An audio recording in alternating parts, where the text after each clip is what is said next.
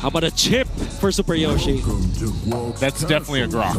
Yeah. So we're basically the same draft over here. It's just Dom and It's just Dom and Kite that's different. If you guys miss game 1, who cares? You get to go ahead and see it basically in game 2. You know what's funny? It's like if they lose, oh, Doming, you suck at Moscow.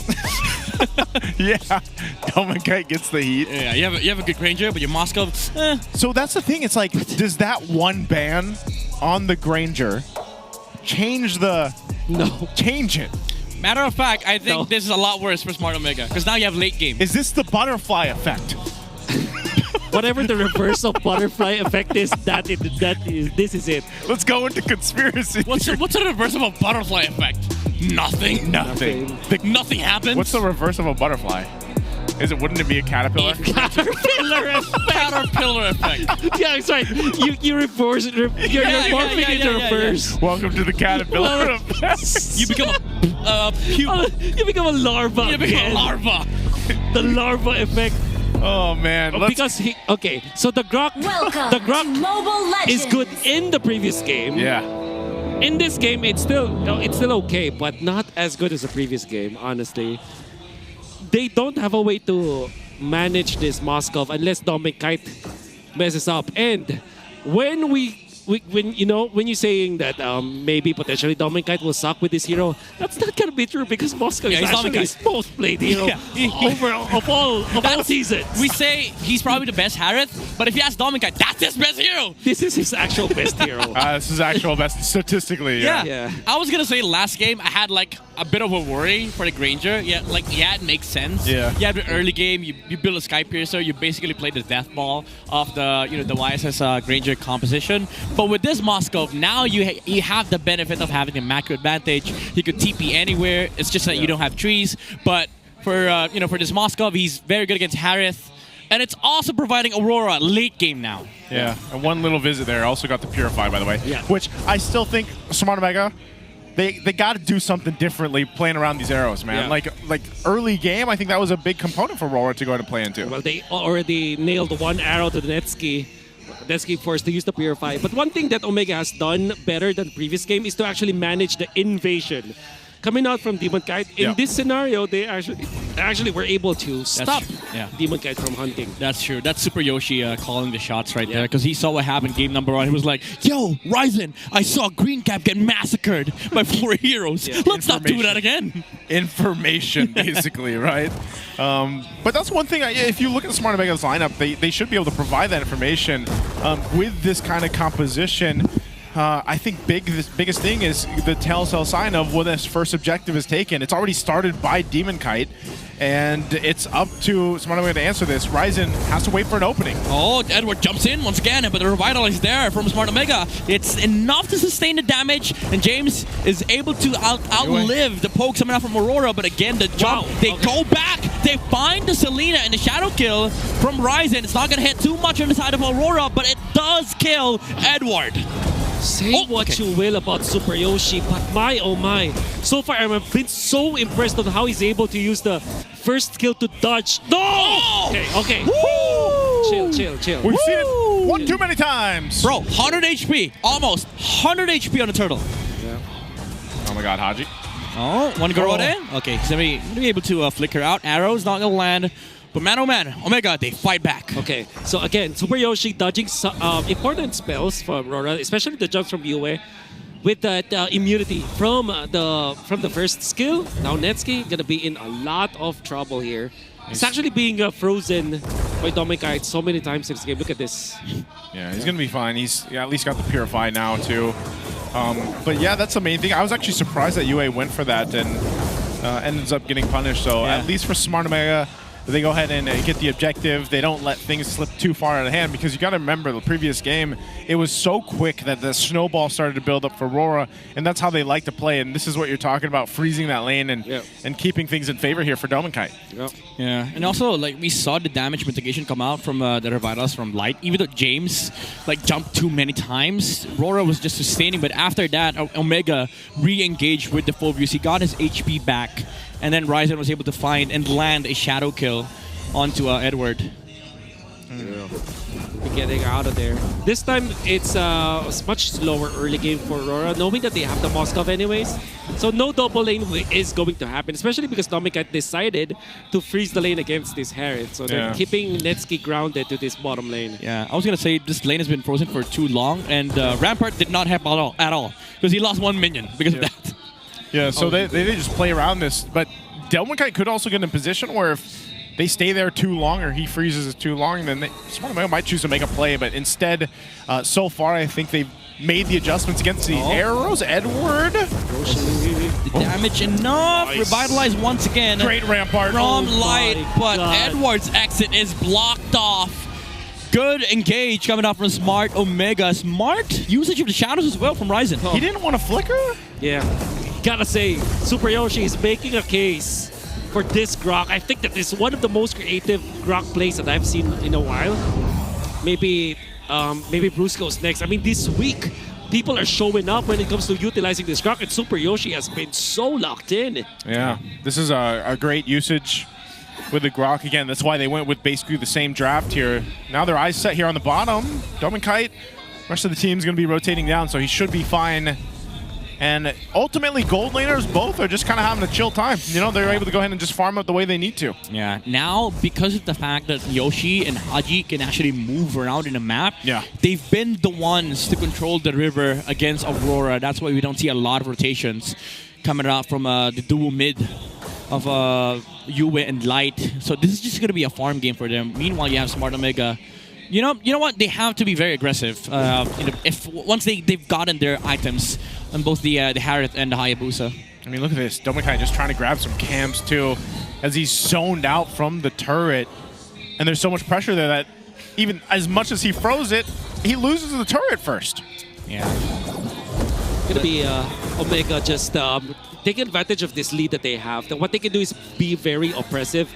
And usually you don't see that from Hayabusa, but this is a different scenario for Omega because they're leading by 1,000 gold. And Ryzen has been really good when it comes to controlling the jungle, especially when it comes to invasion. So this is what they need to do against Rora. Yeah. Don't get me wrong, like Smart Omega, they're happy with their current pace right now, but this is sort of a requirement out of this lineup. Because you know you lose the late game battle against this Moskov, especially during Lord fights. There's a lot of vision on the side of Aurora, traps, Mountain Chakra and all. And then you also have to deal with the split push coming out from Dominkite. So this is their time. Smart Omega, if they want a good foot in this game, they need to be able to secure a massive lead in the mid game. Yeah, because a Phobius and a Grok alone, like you're gonna see how difficult it is to kind of pierce through that or get those tankier heroes down until you get the appropriate itemization in lock. So Turtle's up, last one of the game. Edward will jump in. Ryzen cannot shadow out. Actually, he shadows in. Shadow kill onto the Turtle, but Aurora doesn't even care. Demon Kite still gets the retribution in. And James landed on by the arrow. AOG as well coming out from White, but they fight back. James falls, but here comes the Zalan Force coming out from Netsky, and they are going to be able to take out 3 members on the side of Aurora. Woo. If you leave this Grok alone, he's going to be able to knock up and control you so many times because of that passive proc and with that ultimate as well. But then again, it was Haji with his positioning, Ryzen with his timing. Omega are back. And they're cooking now. Yeah, they're starting to. We're going to take a look at the replay here in just a second.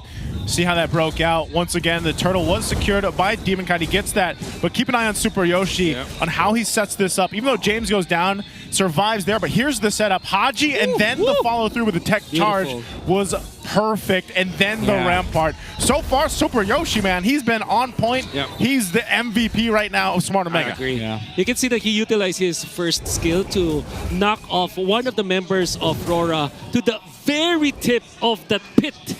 We saw. Oh, shadow kill coming out from the Hayabusa damage. It's not going to be enough, even with the flicker from Haji. They're not going to find Yue and Edward on the backside, but what they can do is push the tower on the bottom lane. They still have the cannon, and they will be able to do so. Okay, so they get that tier 2 down. You can see Rora has also accepted the fact that they can't fight right now. Like, this is not the portion of the game that they should be looking to actually fight against Smart Omega's lineup. So what they're doing is they're playing across the map. They might put some pressure over on the tier 2 on the opposite side. Again, they have a Moskov that can go ahead and eventually do that too. Looking at the items, you know, most of them have at least 2 locked in now. can see the third item incoming for Netsuki. There is also that Kiras that was picked up by Super Yoshi to go with the conceal play that he has, and this will be the first Lord of the game. Yeah. They all have the flicker. Super Yoshi will have the flicker. Haji does not have the flicker though, so that's also very important to take note. Smart Omega sets up for the Lord first. Is this just going to be a free Lord for them to take? I don't know if Rora really wants to fight this. Yeah. They have the vision though. James jumping onto the front line. Edward doesn't have the HP. Netsuki is going to be able to bring him down. And the front line of Aurora is gone. Just like that, Smart Omega blitz down the Lord. And what about that connection between Haji and Netsuki? Haji, you can see already that Edward was able to dodge away from the potential damage output of Netsuki, but with that ultimate coming out from the Haji, the pullback from the umbrella. Yeah. Actually pulled back Edward into the synchro fissured. Beautifully done. Absolute cinema from the combination of Haji and Netsuki. Yeah, you add in James to the mix as well. The signature Go James for Smart Omega. He jumps in, you just go. You Go don't with ask James. questions, just commit. Go James. If James doesn't make merch that says just go with me or go with James, Yeah. that's a missed opportunity. Go man. James or go home. Go James or go home, man. The more you know. The more you know. The more you know. more you know, yeah. The more you know. The Nar you Nar. The more you know. Yeah. Well, Gonna be a Lord, Strider here right here, mate. hey, Lord is going to be taken care of, though, real quick. Oh, they can force a fight here? Ooh, jump. Here comes Go James again. no. Haji with the combo. Takes out Dominkai just like that. And Smart Omega, they find themselves in front of the base of Aurora. Energy shields are up, but the Moskov is out. Yoshi jumps in with a tectonic charge. Rising on the backside with the shadow kill. They take down Yue as well as Edward. 3 heroes down on the side of Aurora. Well. Smart Omega serves up what Rora did in game 1. It's looking a little dire here for Rora. It was started by James with the jump, blocking Dominkite, but Haji with that initiation. That actually gave the red carpet initiation for Omega. And then Super Yoshi with that flicker ultimate. Obviously started by the Rampart, catching 2 members of Rora. They could not react. We could see through the replay how fast that was. And I guess the revamped Grok, the biggest advantage is that when you pop the second skill, the Rampart, you get knocked back. And there's actually an animation. Oh my goodness. Beautifully So good. done from Yoshi. He used the basic attack first for Flicker the knockoff. basic attack. Flicker basic attack into the tectonic charge. Yes, so sir. Rora couldn't react. And I have to agree, when we streamed this Grok when it was first revamped, I felt like the Flicker ultimate is not as explosive as the Flicker first skill, actually. Yeah. It was the most important one. So that's a new technology. Flicker basic attack. That's it. Flicker basic or Flicker first skill, depending on... Yeah. But obviously, if you have your passive fully charged. It's Yeah, crazy, that's true. too, just how, like, tanky he is just with Athena Shield and anti-Karas. Like, he's able to go ahead and do that. But even so, like... Okay. That pressure. He's, like, you're just scared of the Grok, man. Yeah, dude, the mighty swing coming out from Super Yoshi. And Rora, they're going to have to like be very careful around Super Yoshi at this point. And James, again, he's trying to find any sort of engage for Smart Omega to capitalize on. Go James or go home. At this point, Lord's going to be started up. Smart Omega, huge lead, 6K ahead. Oh, no, Lion? Okay, half health. I think they're just pushed off the Lord here. Oh, Vision with the Money Shocker. Edward with a jump in. But Ryzen is going to be able to get the Lord this time around. No Edward, no Light. And they find the tectonic charge onto Dominkite. No follow-up, however. Dominkite able to dash away from the Earthen Rampart. But Omega has taken the Lord for themselves. Very clean coming out from Omega. They even took out Edward when Edward tried to go for the penalty zone. Unfortunately, your game 1 shenanigans won't work. Dude, this one's so much tougher. I mean, look at him, 1 and 6. Oh, yeah. Edward's been trying, man. It's not like before where he had the green light to go for the Queen Swings as his second item, but in this scenario it wasn't. It's not gonna be possible. And it's because of Super Yoshi. Yeah, it's a fantastic game so far. Florida will charge in the mid turret. Rora on the defense. Again, a Rampart dropped down, but I don't know. Looks like Smart Omega might just go ahead and take another turret here, bottom side, if they force it. Got to keep watch of Super Arrow? Yoshi. He doesn't have a flicker, though, so they might just get a little bit more damage on this turret. It looks like Rora will clear things out for now. Yeah, there's one more minion wave on the bot side. Even though Super Yoshi don't have flicker, James does. Earthen and Rampart into the Tectonic Charge, purified by Dom and Kite, but here comes a Shadow Kill from Ryzen onto the backside. They take out Dom and Kite. Kazu falls down as well. 2 members on the side of Aurora still alive, but can they defend? One cannon gonna be cleared out by Smart Omega, but they're not done yet. They can just push onto the top side.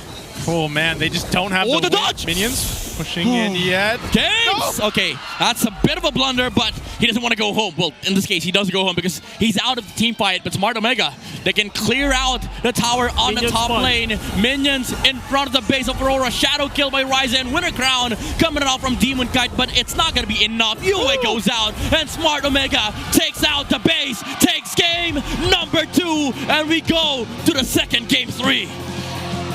And we've got another 3 games